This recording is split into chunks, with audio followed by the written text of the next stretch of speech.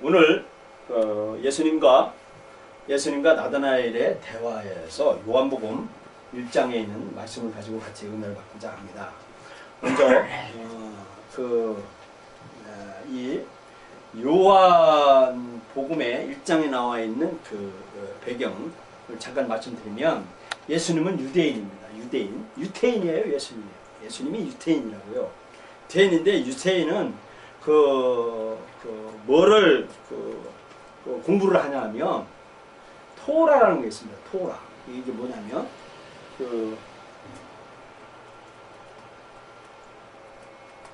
성경 공부예요. 토라. 성경이에요. 성경. 근데 이게 모사오경이에요. 모사오경.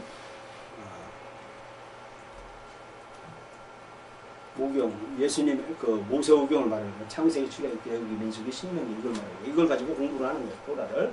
근데 유대인들이 성경을 해석서가 있어요. 성경 해석서가.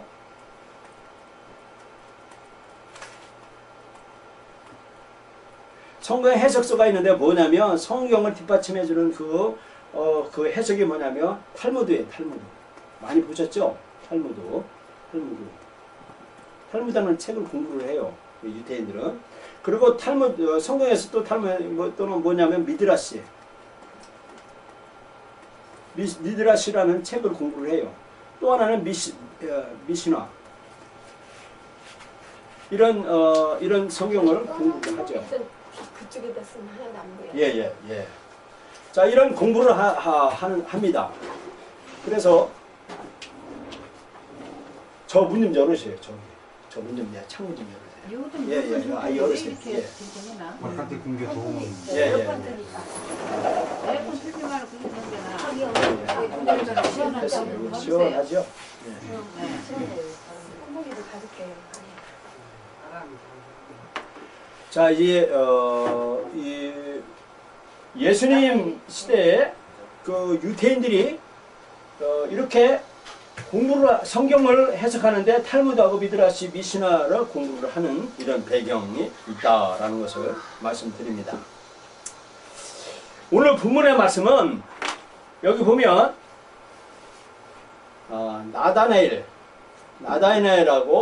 나다나엘하고 예수님하고 대답이 나와요. 그래서 뭐라고 하냐면, 나다나엘이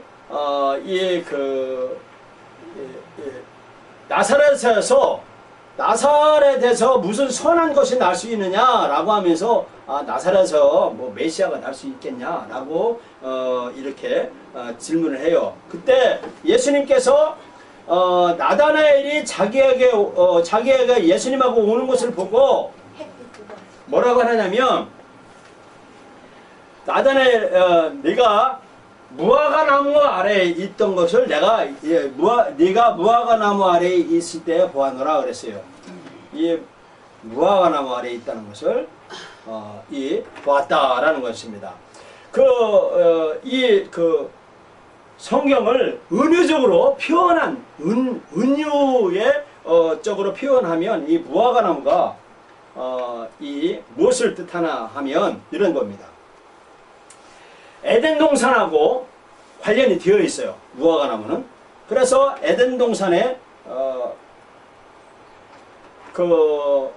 아덴 동산 하면 아담과 하와가 이런 말씀이에요. 여자가 그 나무를 본즉 먹음직도 하고 보암직도 하고 지혜롭게 할 만큼 탐스럽기도 한 나무인지라, 여자가 그 열매를 따먹고 자기와 함께는 남편에게도 주며 그도 먹은지라 라고 말하고 있습니다.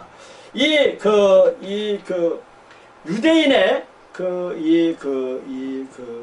은유적으로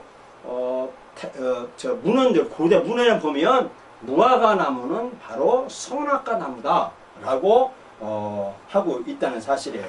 그것을 랍비라고 하는 선생들이 옛 문헌에서 이야기하는 얘기가 뭐냐면 이런 얘기예요. 한 비유를 들어서 한 통치자가 있는데, 통치자의 아들이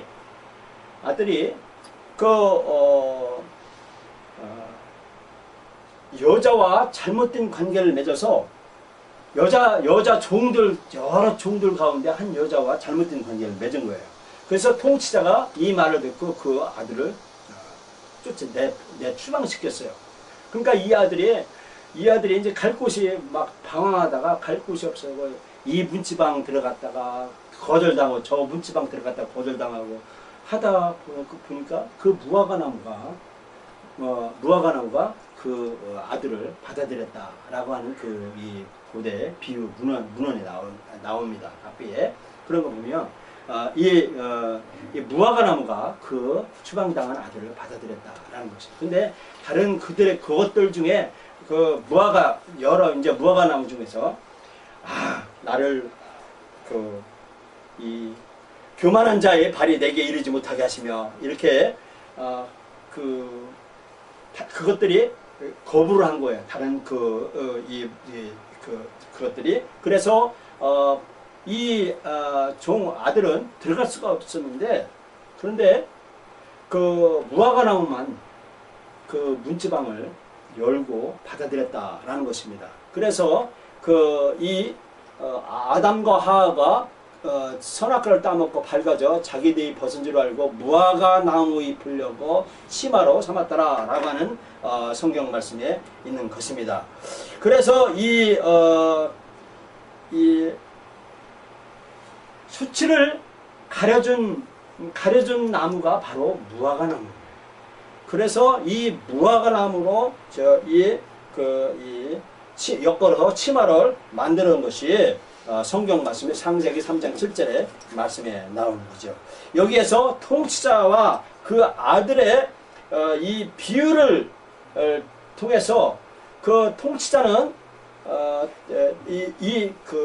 아까 말했던 그 통치자와 통치자의 그 아들은 누구냐면 아담을, 그리고 이 문지방을 열어준 그분은 그것은 무화과나무, 이런 것으로 비유를 볼 수가 있는 것입니다.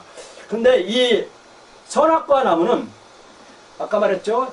지혜롭고 할 만큼 하고 탐스럽기도 하고 슬기롭게 할 만한 것이 선악과 나무다라고 했는데 그걸 따먹은 거예요. 아담과 하와가. 그래서 이 선악과 나무는 뭐냐면 지식의 열매의 나무라고 봅니다. 그래서 지식을 받아들이는, 지식을 알게 하는 그것이 선악과 나무다라고 하면서, 그래서 선악과 나무를 그 나뭇잎으로 수치를 감춘 그것은 바로 뭐냐면 토라다, 성경 공부다, 성경이다, 모세우경이다 라고 유대인들은 그들을 이해를 하고 그 토라를 공부를 하기 시작한 거. 그것은 무화과나무가 바로 토라다 라고 유대의 문헌에, 고대 문헌 미드라시 이런 데서 나오고 말하는 것이에요. 그래서 이 토라를, 자 여기 보면 잠언에 보면 무화과나무를 지키는 자는 그 과실을 먹고 자기 주인에게 시중 자는 영원하니라. 그래서 이 무화과나무라고 하는 그 무화과나무가 바로 토라다, 성경 공부다 라고 그 고대 랍비들은, 그러니까 유대교 선생들은 그렇게 이야기를 한 것입니다. 그래서 이 토라를 통해서 성경을 공부를, 모세오경을 통해서 공덕을 쌓으면, 덕을 베푸르며 덕을 쌓으면 오는 세상에 개인 연금이다 라고 말하는 거예요. 우리가 죽은 후에 연금을 드리는데 그것이 뭐냐면 보증수표가 있는데 그것이 뭐냐면 토라, 그러니까 성경 공부다. 성경을 알아야 된다라는 것입니다. 그런데 그래서 이 토라에는, 성경에는 뭐라고 했냐면 이런 말씀해 주고 있습니다. 신명기 여기 보면 레위기 9장 9절에 너희가 너희 땅에서 곡식을 거둘 때 너는 밭모퉁에서까지 다 거두지 말고 내 떨어진 이삭도 줍지 말려. 이 말은 밭 구석에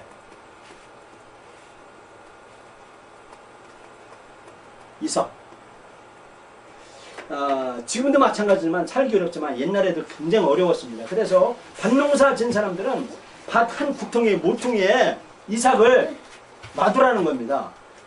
전부 쩍쩍 먹지 말고 그냥 듬성성 놔두라는 거예요. 왜 그러느냐 하면 가난한 사람이, 집도 절도 없는 가난한 사람이 이 밭구석에 있는 이삭 줄기를 훑어다가 연명하도록 하라라고 하는 것이 이 성경에 이 레위기에서 이 말씀을 하셨기 때문에 유대교 랍비들은 선생들은 백성들에게 사람들에게 이 말씀을 가르쳤다는 거예요. 그래서 이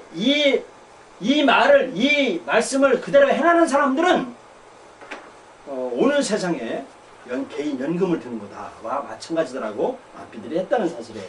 그리고 두 번째는 뭐냐면 네 하나님 여호와께서 내게 주신 땅에서 그 토지의 모든 소산의 만물을 거둔 후에 그것을 가져다가 광주에 닫고 네 하나님 여호와께서 그 이름을 두시려고 택하신 곳으로 그것을 가지고 와라. 만물 첫 소산물을 하나님께로 가져와라. 하나님께로 바쳐라. 첫 소산물 만물을 하나님 앞에 바쳐라. 이것은 오는 세상에 그 개인연금의 보증수표다라는 거예요. 자, 우리 첫 소산물을 우리의 삶의 첫 만물을 하나님 앞에로 가져오시기 바랍니다. 이것은 바로 하나님의 명령인 것입니다. 그래서 이 첫 소산물을 가지고 와라 라고 분명히 말씀하셨고, 이것이 토라에 이것은 한계가 없다는 것이에요. 이것은 뭐 제한이 없는 거예요. 이건 반드시 해야 된다라고 말씀해 주고 있다는 것이에요. 그리고 세 번째는 뭐냐면 너희 가운데, 이게 어디냐면 신명기 16장 16절에 너희 가운데 모든 남자는 1년에 3번씩 곧 무기절과 지철과 초막절에 네 하나님 여호와께서 택하신 곳에서 여호와를 비웃고 빈손으로 여호와 앞에를 비웃지 말며 라고 그랬습니다. 빈손으로 하나님 앞에 나오지 말라라고 말씀해 주는 것이에요. 그래서 무엇인가를 하나님 앞에로 가지고 와라 라고 하는 것을 이 유태인들은 토라를 통해서 가르쳐 주는 거예요. 아까 말했죠. 무화과나무가 실기 지혜롭게 만드는 이 선악을 알게 하고 분별하는 우리를 수치를 덮여줄 수 있는 그런 나무인데, 무화과나무가 토라인데, 토라가 바로 처음에 국통에 모통에 이삭을 그냥 놔둬라. 왜냐 가난한 사람을 죽이시고, 그리고 첫 소산물을 하나님 앞에 만물을 가져와라. 그리고 빈손으로 하나님 오지 말라라고 하는 것이 이 말씀이고요. 그렇습니다. 또 하나는 이런 말씀이 있습니다. 자비를 베풀어라. 자비를 베풀어라고 했어요. 아무리 가난해도 가난한 사람을 베풀어요. 저는 노숙자의 삶을 체험을 많이 했어요. 수원역전에서 3년을 내가 노숙자들하고 이렇게 동구동락 비슷하게 제 결혼식에까지 풀어줄 정도로 노숙자들하고 있는데, 노숙자는 노숙자가 도와주더라고요. 그만큼 자비는 아무리 어려운 사람도 자비를 베풀 수 있는 거예요. 그래서 자비를 베풀어라 라고 말씀하는 거예요. 그리고 토라를 공부해라. 성경을 공부해라. 모세오경을 공부하고 성경 66권을 공부하라 라고 하는 것이 이것을 하라라는 것입니다. 그래서 우리는 이 세 가지에 있는 거예요. 하나는 성경을 공부하고, 그리고 하나님을 섬기고, 그리고 이웃에게 자비를 베풀어라. 이것이 이 무화과나무의 토라의 은유적인 표현이 그 속에 실려 있다라고 말씀해 주고 있는 것입니다. 그래서 아까 말했죠. 예수님과 나다나엘의 대화였는데, 아까 말했죠.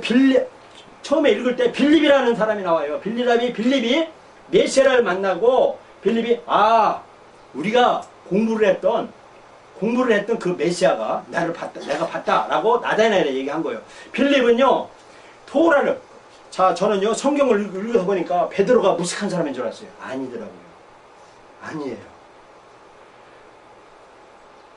우리나라의 그 평생교육원처럼 유대인들에게도 해당이 있어요.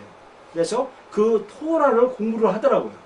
그러니까 직업은 바깥에서 오브 일을 하지만, 그러나 일정한 시간에 매일이나 가끔 또 일주일에 몇 번씩 와서 그 회당에서 랍비한테 그 탈무드를 배우고, 미드라시를 배우고, 이 미시나를 배우는 거예요. 그리고 성경 모세오경을 배우고 삶의 지혜를 배우는 거예요. 그래서 유식한 사람들이 들어가요. 빌립도 그 고대 문헌을 이렇게 보면 빌립이 토라 공부를 한 사람의 학생이에요. 지금이 바깥에 가서 생업 일을 하지만 토라 학생인 거예요. 회당에서 하나님의 성경을 배우고 성경을 읽고 성경에다 실천하기로 하여서 하는 사람들이더라고요. 거기에서 구약의 성경에 토라를 공부하면서 메시아, 희망의 절망 가운데 있는 그 메시아가 바로 내가 봤다. 그분이 바로 요셉의 아들 메시아 그더라. 그러니까 같이 성경 공부를 한, 같이 토라 공부를 한 그 나다나엘이 나사렛에서 무슨 선한 것이 있냐 그런 거예요. 그러니까 그래서 나다나엘이 이제 빌립이 나다나엘을 데리고 오는 거예요. 그러니까 예수님이 나다나엘을 보고 속마음을 찔른 거예요. 속을 딱 네가 무화과 나무에 있는 것을 내가 봤다. 아래에 있던 걸 내가 봤다. 라는 거예요. 나다나엘이 깜짝 놀라요. 자기가 무화과 아래에 있다는 것을 모르는 상황에서 예수님의 이런 말씀을 하니까 이 나다나엘이 거기에서 이 요셉의 아들 아니냐라고 말하는 것을 볼 수가 있는 것입니다. 그래서 이 사람들은 이 예수님을 요셉의 아들이라고 성경에 나와요. 제가 좀 여기서 캡처를 못했는데 요셉의 아들이라고 하는 문구가 어떠냐면 요셉의 아들을 메시아라고 표현을 하고 있는 거예요. 이사야 61장 2절 보면 주 여호와의 영이 내게 이르시니 이는 여호와께서 내게 기름을 부으사 가난한 자에게 아름다운 소식을 전하게 하시느니라. 나를 보내사 마음이 상한 자를 고치며 포로인 자에게 자유를 갇힌 자에게 노임을 선포하며 여호와의 은혜에 우리 하나님 보복의 날을 선포하여 슬픈 자를 우리다. 이 성경 구절이 메시아를 나타나요. 메시아, 나를 구원할 사람, 나의 희망이 없는데 나를 도와줄 그런 도와줄 분, 이분이 메시아가 올 거다라고 하는데, 여기에 보면 요한복음 6장 40절 자기가 하늘에서 내려온 떡이 알아 하심으로 유대인들이 예수에 대해 쓴 것인데 이르되 요셉의 아들 예수가 아니냐 했어요. 요셉의 아들이라고 하는데 이 요셉의 아들은 예수님 당시에 요셉의 아들이 아니냐, 저 사람이 요셉의 아들이 아니냐 하면서 심지어는 병자를 고치고 나니까 저 사람이 요셉의 아들이 아니냐 하는 거예요. 근데 이 요셉의 아들은 뭐냐면 시편에 보면 당신은 나의 뿌리여 들처럼 지켜주십니다. 지키러 들으십니다. 하는 거예요. 요셉의 아들이 이분이 구약의 시편에 그리고 나움이라고 하는 나움 성경의 3장 1절에 보면 요셉의 아들을 들소의 뿔로 표현을 한 거예요. 그러니까 요셉의 들소가 뿔이 아주 강력하게 나가지고 들소로 한번 치받으면 사람들이 아주 고꾸라뜨듯이 강력한 분이다라는 거예요. 그것을 요셉의 아들이 메시아가 나올 거다. 요셉의 아들에게서 메시아가 나올 거라고 유대인들의 랍비들 또는 토라를 공부한 사람들은 그렇게 이해를 하기 시작했고 성경에서 그렇게 했다는 거예요. 표현했다는 거예요. 그래서 요셉의 아들에게서는 메시아가 나온 것이다 라고 하는 거예요. 그래서 요셉의 아들은 누구냐? 그 메시아가 아니냐라고 사람들은 연관해서 생각했다는 것입니다. 그래서 예수님의 탄생 이야기도 또 가브리엘 천사가 요셉의 꿈에 나타나기도 하여서 예수와 라고 말하는 거예요. 그래서 예수님께서 뭐라고 하느냐면 마태복음 28장 19절에 내가 너에게 분반 모든 것을 가르쳐 지켜라. 볼지어다 내가 세상 끝날까지 너희와 항상 함께 있으리라 하신다라 했습니다. 이것은 바로 뭐냐면 임마누엘, 메시아, 이거 구원자를 말하는 거예요. 구원자를 나라고 말하고 있는 것입니다. 이 말씀에 내가 너와 함께 한다 라고 하는 겁니다. 당신과 함께 하겠습니다. 영원토록 함께 하겠습니다 라고 하는 이 말씀 중에서 메시아 라고 말씀을 하고 있는 것입니다. 구원자라고 말씀을 하고 있는 것입니다. 이사야 7장 10절에 이렇게 말하고 있습니다. 그러므로 주께서 친히 징조를 너희에게 주실 것이라. 보라, 처녀가 잉타의 아들을 낳을 것이요 그 이름을 임마누엘이라 하라. 그가 악을 버리며 선을 택할 줄 알 때 염긴 젖과 꿀을 먹을 것이라 그랬습니다. 이 요셉의 아들, 그분이 누굴까? 그건 메시아 아닌가? 그런데 예수님께서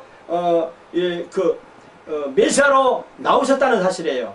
그래서 요셉의 아들이 구약의 시편에서와 나훔에서 메시아 아니냐라고 은연중에 선포했는데 그 결정적인 순간에 마태복음 28장에 내가 메시아다. 그리고 내가 너와 여러분과 함께 영원토록 할 것이다 라고 하고 이사야 7장의 14절에 그 처녀가 잉태해서 아들을 낳던데 그분이 바로 임마누엘이라. 임마누엘은 함께 한다는 것입니다. 함께, 임마누엘은 영원토록 함께 하겠다는 것입니다. 그 말씀을 하셨다는 사실이에요. 그리고 마태복음 1장 21절에 아들을 낳으리니 그 이름을 예수라 하라. 이는 그가 자기 백성을 그들의 죄에서 구원할 자미라. 예수, 이 뜻이 뭐냐면 구원할 자, 구원할 자, 구원자, 이분이라는 것입니다. 라고 말씀해주고 있다는 사실입니다. 그래서 임마누엘, 이 임마누엘하고 하는 이 임마누엘의 뜻은 뭐냐면 항상 세상 끝날까지 항상 함께 하실 것이다 라고 하는 구원의 말씀을 전파해 주고 있다는 사실입니다.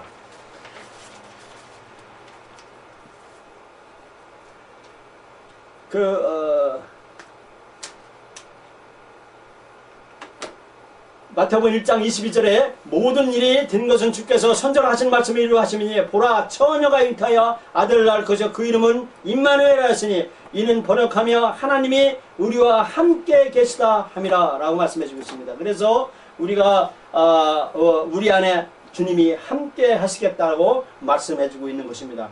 그래서 이사야 49장 1절에 이렇게 말씀합니다. 성도라 내게 들으라 먼 곳 백성들아 귀를 들으라. 여호와께서 태에서부터 나를 부르셨고 내 어머니 복중에서부터 내 이름을 기억하시며. 그래서 이 메시아가